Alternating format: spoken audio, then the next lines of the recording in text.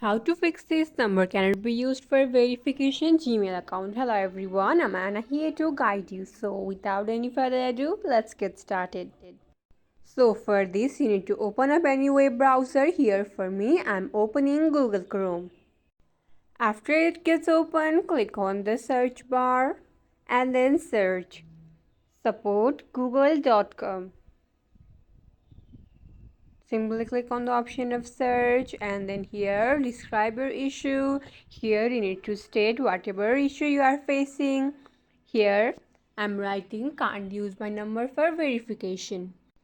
After writing this, simply click on search and then here you can see there are various options by which you can solve your verification issue. Simply read all the sentences that are written and it can help you fix your numbers verification problem.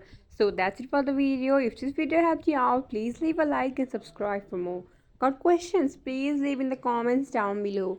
Signing up until next time.